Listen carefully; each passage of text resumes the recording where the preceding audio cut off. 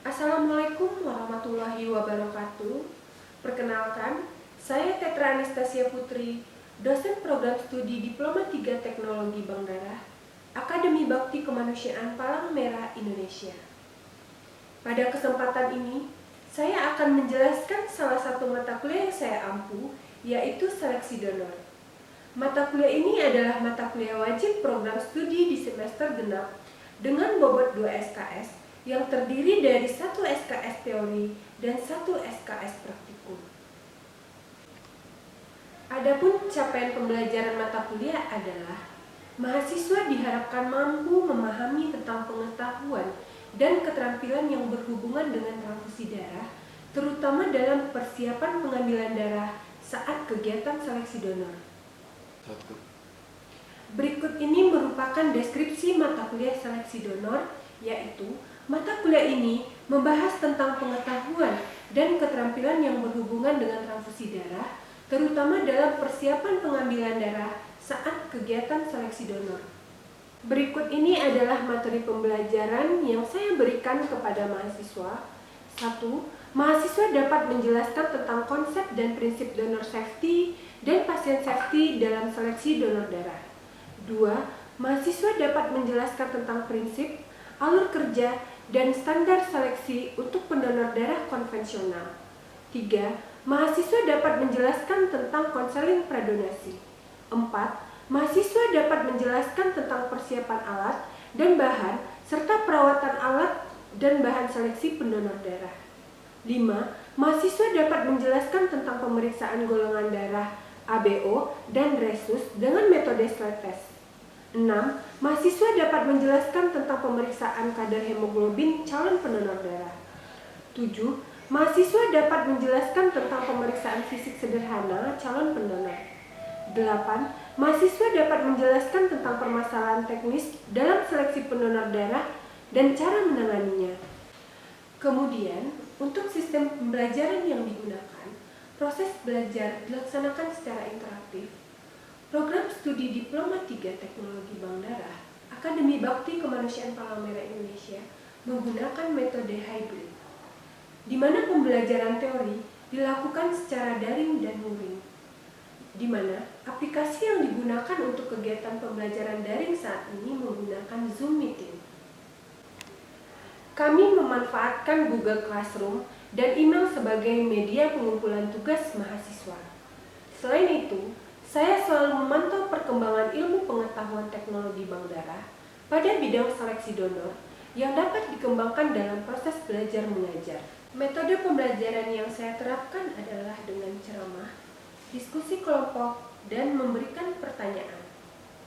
Metode ceramah bertujuan agar mahasiswa dapat dengan mudah memahami materi pembelajaran serta menciptakan interaksi personal antara dosen dan mahasiswa. Sedangkan metode diskusi kelompok dilaksanakan dengan memberikan studi kasus yang kaitannya erat dengan kegiatan pelayanan darah, sehingga mahasiswa dapat saling berkomunikasi dengan baik, berpikir kritis, bertukar pikiran, dan menghasilkan ide baru, serta menghargai pendapat orang lain. Untuk mempermudah penyampaian materi, saya menampilkan slide test dengan format PowerPoint. Sedangkan untuk penilaian mata kuliah seleksi donor, bobot penilaian terdiri dari 10% presensi, 20% tugas, 30% ujian tengah semester, dan 40% dari ujian akhir semester. Berikut ini saya tampilkan video kegiatan pembelajaran mata kuliah seleksi donor. Selamat menyaksikan. Assalamualaikum warahmatullahi wabarakatuh. Waalaikumsalam warahmatullahi wabarakatuh. Ya. Ya, selamat sore ya teman-teman mahasiswa.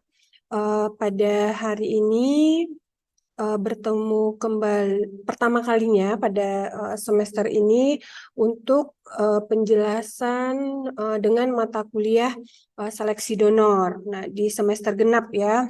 Skripsi mata kuliah dari seleksi donor ini adalah mata kuliah ini nantinya akan membahas tentang pengetahuan dan keterampilan yang berhubungan dengan transfusi darah. Nah, terutama dalam persiapan sebelum pelaksanaan dari transfusi darah. Nah, yang mana dalam persiapan penyadapan darah ini yang dinamakan dengan kegiatan seleksi donor. Nah, capaian pembelajaran untuk mata kuliah seleksi donor ini yang pertama mampu melakukan seleksi pendonor darah. Nah, jadi nanti diharapkan dari mata kuliah ini mahasiswa akan mampu baik itu memahami maupun melakukan dari kegiatan seleksi donor darah. Nah, yang kedua, mahasiswa mampu memahami permasalahan teknis dalam seleksi pendonor darah dan bagaimana cara mengatasinya. Nah, yang ketiga, mampu melakukan pencatatan, pendokumentasian, dan menganalisa hasil pemeriksaan dari seleksi pendonor. Nah, ya, tata tertib untuk mahasiswa. Yang pertama adalah mahasiswa itu wajib hadir tepat waktu pada saat kegiatan perkuliahan. Nah, kemudian yang kedua, selain mahasiswa wajib hadir, nah itu harus kegiatannya teori itu diberi batasan 70%, tetapi untuk praktikum itu 100% ya. Nah, karena ini juga nanti akan masuk ke dalam penilaian ya, penilaian absensi itu masuk ke dalam penilaian nanti sebesar 10%.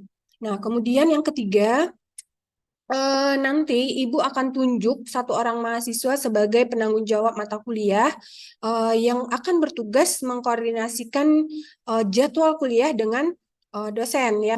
Kemudian seperti yang Ibu sampaikan tadi, sebenarnya mahasiswa harus tepat waktu ya, tapi kita akan beri dispensasi mahasiswa itu terlambat kurang dari 15 menit ya, 15 menit baru boleh mengikuti perkuliahan dan presensi. Kemudian yang selanjutnya, mahasiswa menggunakan pakaian seragam sesuai dengan ketentuan saat perkuliahan tatap muka. Nah, meskipun mahasiswa perkuliahannya dilakukan secara online, tapi kita tetap menggunakan seragam. Ya, sepakat? Sepakat ya, teman-teman ya? Sepakat, Bu. Oke, sepakat. Kemudian mahasiswa wajib mengisi daftar hadir perkuliahan ya. Nanti seperti biasa pengalamannya dari semester 1 selalu jangan lupa mengisi daftar hadir untuk perkuliahan ya. Sampai di sini ada pertanyaan dulu untuk tata tertib. Nah, ini penilaian ya. Kan tadi Bu sudah bahas ya apa itu deskripsi, bagaimana nanti capaian pembelajaran dari seleksi donor ini untuk mahasiswa capai selama proses pembelajaran sehingga nanti mahasiswa dapat melakukan dan memahami seleksi donor ya. Nah, ini penilaiannya. Yang pertama, mahasiswa wajib hadir mengikuti perkuliahan yang tadi Ibu sudah sampaikan ya. Minimal kehadiran itu adalah 70% untuk teori, karena nanti ada mahasiswa yang sakit ataupun izin ya. Nah, tapi untuk praktikum itu harus 100%.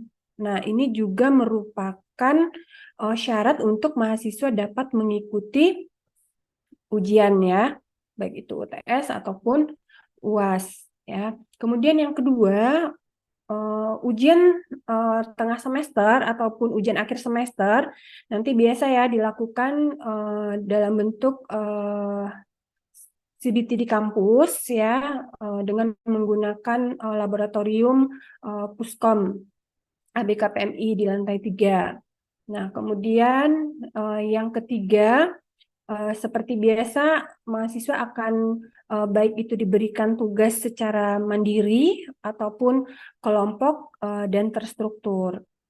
Nah, ini ya persentase penilaian yang tadi Ibu sebutkan. Si donor itu merupakan mata kuliah yang mana harus ada karena memang dia merupakan termasuk ke dalam alur untuk pelayanan darah ya. Nah, jadi sebenarnya ada rekrutmen, kemudian ada seleksi donor, kemudian baik. Nah, seleksi donor, nah biasanya itu dilakukan pada seseorang atau kelompok masyarakat yang berminat atau berniat menyumbangkan darahnya ya. Nah, kemudian seleksi pendonor dilakukan dengan tujuan untuk mendapatkan pendonor potensial dengan risiko rendah terhadap infeksi menular lewat transfusi darah atau IMLTD demi menjamin kesehatan dan keselamatan pendonor, resipien, dan petugas. Nah, jadi karena seleksi donor ini dilakukan itu baik pada seseorang ataupun kelompok masyarakat, itu sebaiknya kita juga sebagai teknisi pelayanan darah harus mendapatkan pendonor dengan risiko rendah yang akan menularkan penyakit atau apalagi itu yang infeksi menular lewat transfusi darah seperti HIV ataupun AIDS dan yang lainnya gitu ya. Nah, di sini Ibu buatkan dasar hukum untuk salah satunya di seleksi donor ini. Kita lanjut dulu ya. Oke. Nah, ini saya akan masuk pengertian apa itu seleksi donor. Nah, mungkin teman-teman udah tahu ya, atau sudah pernah mendonorkan darahnya nggak? Coba, ada yang sudah pernah mendonorkan darahnya nggak? Bu. Pernah, Sarul pernah. Nah, coba bisa disebutkan nggak bagaimana tahapan-tahapan dari seleksi atau pengambilan darah itu atau pendonor itu sebelumnya gimana Dari pengalaman? kayak itu Bu, pemeriksaan HB, golongan darah, Hmm? tekanan darah juga Bu, sama kesehatan riwayat medis dari calon pendonornya Bu, kayak gitu kemarin pas donor. Ya. Jadi memang ada tahapan-tahapannya ya. Nah, selain Sarul ada yang pernah nggak mendonorkan darahnya? Husen pernah? Ya. Pernah Mungkin sekali. bisa dibagi Husen bagaimana pengalamannya? Pertama kali donor diambil darahnya itu agak banyak dari biasanya praktek itu mungkin agak ngeri juga Ibu. Tapi mungkin Hmm. kalau emang sudah terbiasa agak enak juga Ibu. Ya, oke. Husen bisa sebutin nggak apa menurut Husen itu seleksi donor? Suatu tahapan untuk pertama kali seseorang yang ingin mendonorkan darahnya sebelum mendonorkan darahnya ke tahap selanjutnya agar pendonor itu bebas dari penyakit yang menular lewat transfusi darah.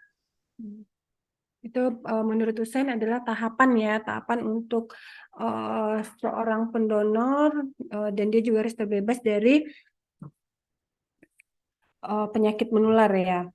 Itu adalah upaya untuk menilai apakah pendonor darah seorang calon pendonor darah itu memenuhi persyaratan donor atau tidak ya. Nah, jadi tidak semua calon pendonor itu dapat memenuhi syarat untuk melakukan donor ya. Jadi ada tahapan yang namanya seleksi donor dulu gitu ya. Nah, apa aja tahapannya? Nah, ini Ibu coba sudah buatkan tahapan dari seleksi donor ya.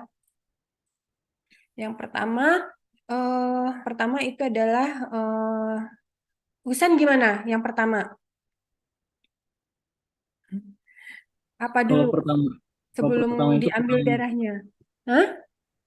pertama masuk itu mengisi info konsen dulu Ibu sama biodatanya Ya, registrasi. mengisi persetujuan ya atau disebut dengan inform consent ya bahwa memang kita sebagai calon pendonor itu setuju ya untuk melakukan seleksi donor dan akan mendonorkan darah kita. Nah, itu biasanya mengisi formulir donor namanya ya. Jadi banyak yang diisi untuk melihat setuju untuk melakukan dari inform consent tersebut ya.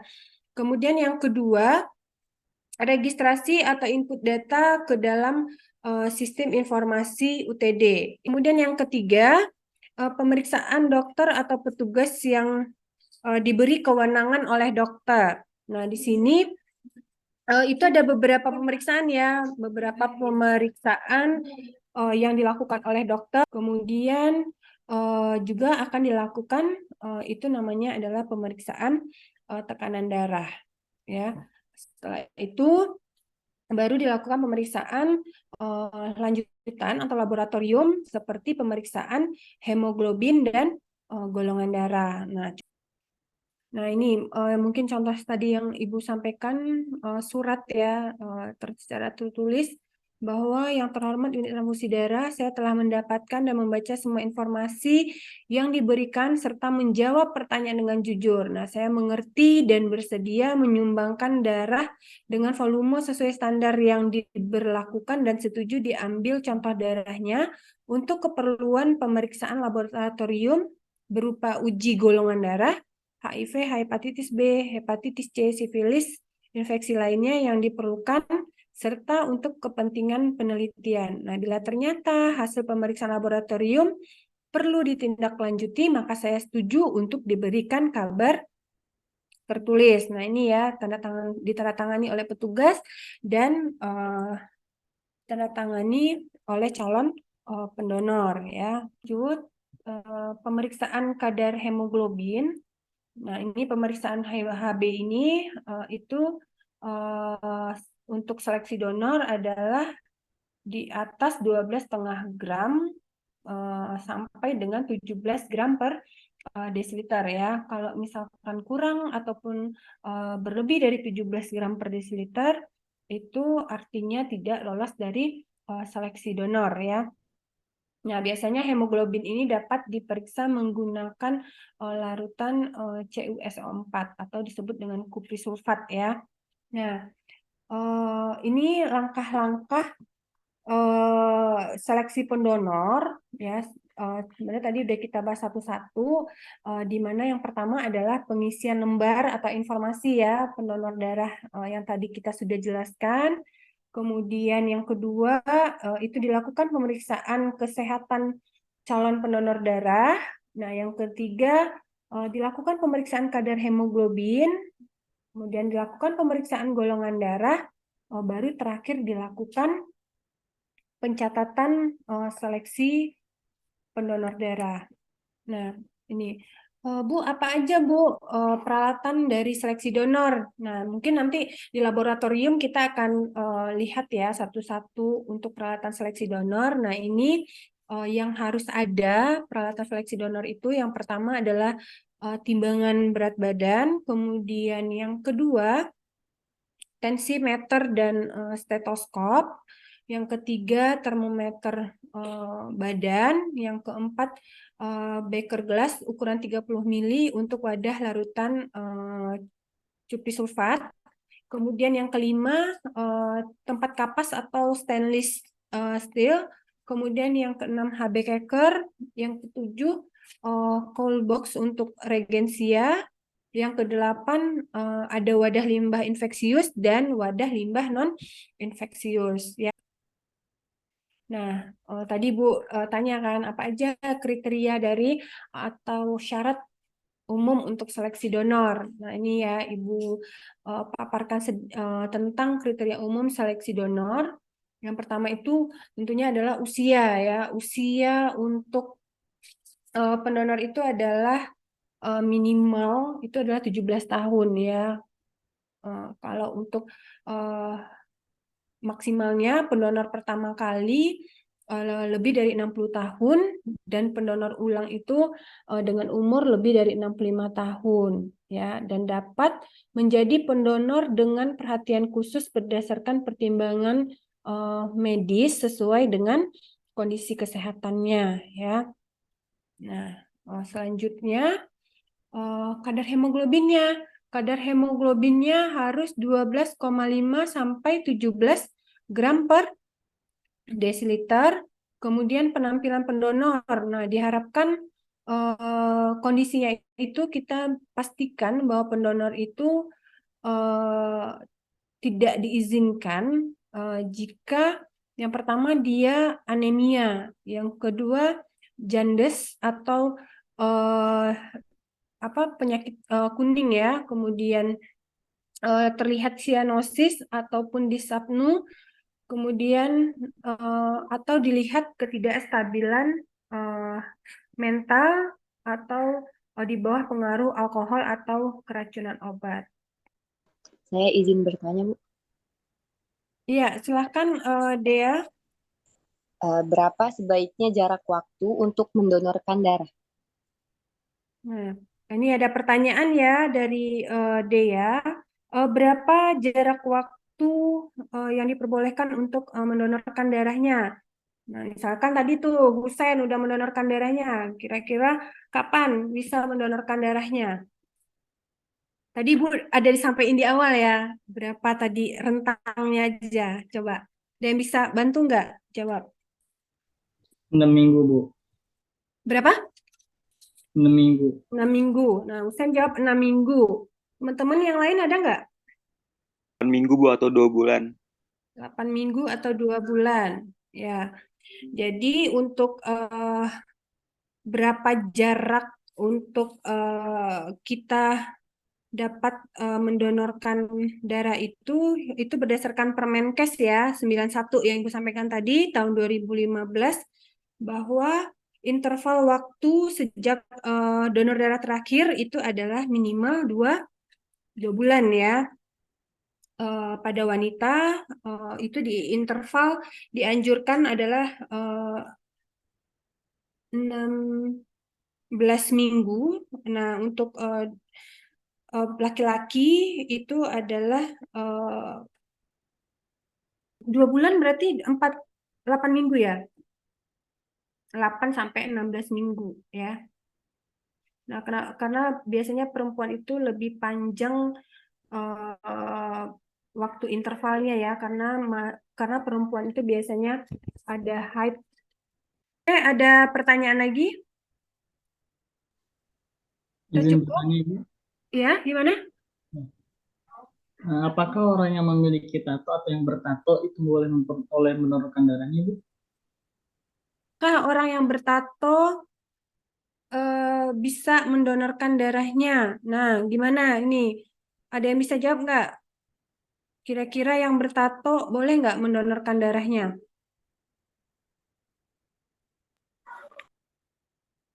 Aden, mau jawab? Setahu saya sih tidak diperbolehkan, Bu. Tidak diperbolehkan. Kenapa Aden tidak diperbolehkan? Karena orang bertato kan, tato itu kan pakai jarum ya. Terus jarumnya pakai jarum untuk menusukkan pigmen ke dalam kulit. Nah, di jarum itu kita nggak tahu orang yang ke tato shop itu ada yang punya penyakit infeksius atau enggak. Soalnya kan jarum itu pasti nggak diganti-ganti. Cuma satu jarum untuk semua satu shop tato itu. Itu sih, Bu, menurut saya. Oke. Jadi menurut Aden, orang yang bertato itu tidak diperkenankan ya untuk mendonorkan darahnya ya. Oke. Jadi yang bertato itu ya teman-teman semua mahasiswa itu diperbolehkan sebenarnya untuk mendonorkan darahnya ya, tapi dengan syarat ada interval waktunya. Nah, kalau misalkan dia baru menato tubuhnya, nah itu memang yang disampaikan Aden tadi tunda dulu ya, ditunda kurang lebih adalah 1 tahun ya. 1 tahun baru nanti dilihat lagi kondisinya, apakah dia bebas dari penyakit menular. Nah, baru nanti didonorkan, diperbolehkan untuk melakukan seleksi donor ya. Teman-teman mudah-mudahan sudah paham ya dengan bagaimana tadi alur dan dari seleksi donor dan apa saja yang harus kita lakukan sebagai teknisi donor untuk apa saja kriteria-kriteria agar dapat mendonorkan darahnya ya. Oke, untuk yang terakhir sebelum perkuliahan ini Ibu tutup, nah tadi Ibu sudah berikan tugas ya. Ini Ibu akan coba share screen kembali. Nah ini ya, kalau kita sudah tidak ada yang mau didiskusikan lagi, sebelum perkuliahan ini kita tutup, Ibu akan berikan tugas ya untuk pertemuan kita minggu depan, bahwa mahasiswa membuat makalah ya, makalah tentang konseling pradonasi pada seleksi donor. Nah, nanti makalahnya dikirim melalui email mahasiswa ke email Ibu ya. Nanti Ibu akan kirim melalui penanggung jawab mata kuliah, dan tugas ini bersifat individu ya, karena tadi seperti yang disampaikan di awal, nilai tugas itu adalah 20%. Nah, jadi nanti mohon tugasnya dikumpulkan tepat waktu ya, sebelum perkuliahan pertemuan kedua kita mulai ya. Makalah tentang konseling pradonasi pada seleksi donor. Tutup perkuliahan hari ini, jangan lupa nanti Ibu juga akan absensi mahasiswa melalui syakat, dan Ibu ucapkan terima kasih banyak atas kehadirannya pada sore hari ini, dan mahasiswa jangan lupa untuk mengirimkan tugasnya dengan tepat waktu ya. Oke, terima kasih. Saya tutup. Wabillahi taufiq wal hidayah. Wassalamualaikum warahmatullahi wabarakatuh. Waalaikumsalam warahmatullahi Waalaikumsalam warahmatullahi wabarakatuh. Terima kasih. Terima kasih, Bu.